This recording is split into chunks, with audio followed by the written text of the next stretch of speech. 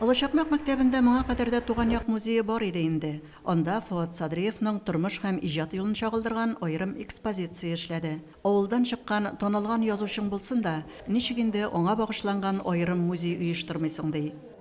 Безгә менә шушы музейны төзергә бигрәк тә мәктәп дирекциясе һәм укытучылар коллективы зур ярдәм күрсәттеләр. Шулай ук авылдашлар без төрле материаллар тупладык, альбомнар чыгардык, фотолар юлладык һәм шулай ук Фуат аби Садриевның үзенең биргән материалларын туплап, шушы музейны ачырга булдык. Иҗат кешесе өчен туган төбәгендә, яшәгән җирлегендә үзен зурлауларын, хөрмәтләүләрен күреп, тоеп яшәүдән дә олы бәхет юктыр ул. Музейны ачкан мизгелләрдә Фуат Миннәхмәтович эчке дулкынлану хисләре кичерде. Bir koşanlarını uylamadım. Min gumumen bu yaşka giderim deyip de uylamadım. Bu derecelerine edebiyatta erişirmin deyip de uylamadım. Yazarga tilesem de indi. Geçtelip yazsam da bu elbette zor şatlık.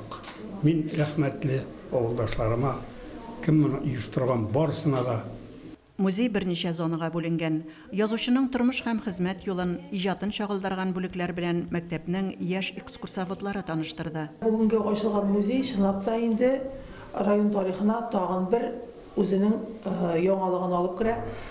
Чынлап та бу Фуат абыйның дәрәҗәсен күтәрү, аны үзе исән вакытында, үзе аягыннан ныклап басып торган вакытында аны данлау. Чараның икенче өлеше дә Фуат Садриев иҗатына багышланган иде. Авылымның ярсып очкан кошы дип исемләнгән әдәби музыкаль кичәдә укучылар әдипнең балалар өчен язылган әсәрләрен сәхнәләштерде, әсәрләреннән үзекләр сөйләде. Кунаклар чыгыш ясаучы балаларның сөйләм теленең чиста, сәнгатьле булуына игътибар итте.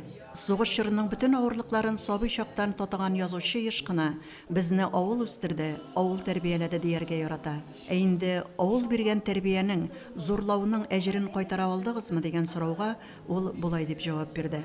Гомумән алганда, моны берничә дә үтәп бетерә торган түгел. Безнең бигрәк авыл халкы, ул батыр халык. Ул бернинди артык әйбер сорамый. Аңа шушы тормышын, үзенең яшәгән тормышын алып барса җитә. Ул шуңа рәхмәтле. Һәм бу халыкның, авылның яшәешен әле язарга, бөтен язучыларга да. Әле гомерем бар дип уйлыйм. Менә ул әгәр дә проза, повесть буламы, роман буламы, аны төгәлләй алсам бигрәк тә бәхетле булыр идем. Яңа гына үз ишекләрен ачкан Фуат Садриев музее озын гомерле булсын, яңа экспонатлар белән тулылансын, чын мәгънәсендә тәрбия үзәгенә әйләнсен. Әлфинур Нугманова, Айрат Фазылов, Мөслим телевидениесе.